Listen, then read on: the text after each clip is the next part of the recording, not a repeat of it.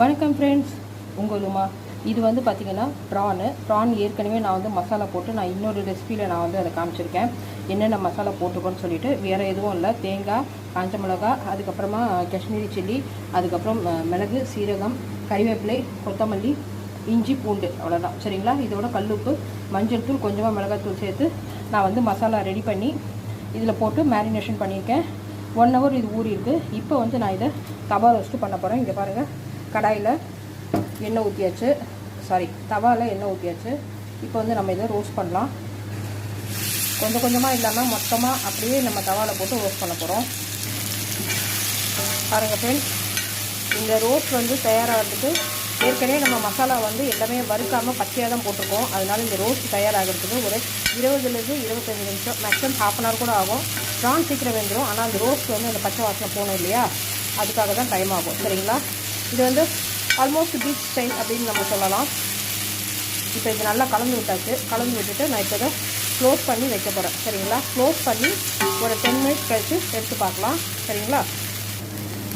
பாருங்கள் ஃப்ரெண்ட்ஸ், இப்போ 5 நிமிஷம் ஆகிடுச்சு. 5 நிமிஷத்துக்கு அப்புறம் பாருங்கள், இப்போவே பாருங்கள், கம்மன் வாசனை சூப்பராக இருக்குது.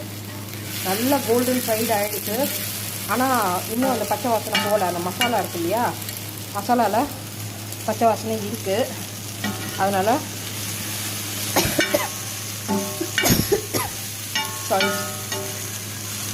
நல்லா இதை வந்து பரப்பி விட்டுட்டு எல்லா ப்ரானும் வந்து தவாவில் படுற மாதிரி நம்ம வச்சுட்டு திரும்பவும் இதை க்ளோஸ் பண்ணி, ஆனால் அடுப்பை மட்டும் ஸ்லோ பண்ணிடணும். சரிங்களா?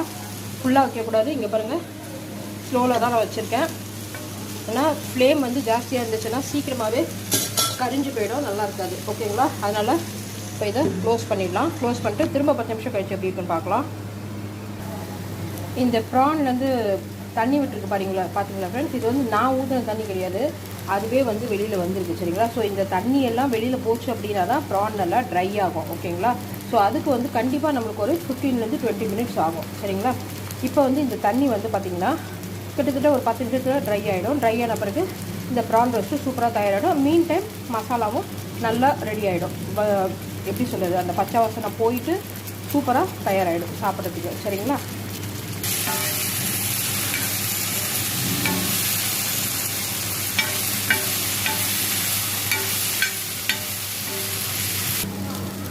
பாருங்கள் ஃப்ரெண்ட்ஸ், அட்டகாசமான கோல்டன் ஃப்ரைட் ப்ரான்ஸ், அதாவது ப்ரான் தவா ரோஸ்ட் சூப்பராக தயாராகிடுச்சு. எவ்வளோ கோல்டன் கலரில் பார்க்கவே எவ்வளோ சூப்பராக இருக்குது பாருங்கள். ஸோ நீங்களும் இதே மாதிரி செஞ்சு பாருங்கள். செஞ்சு பார்த்துட்டு எப்படி இருக்குன்னு கமெண்ட்ஸில் சொல்லுங்கள். உங்களும் மசா நீங்கள் டாட்டா, பை பை.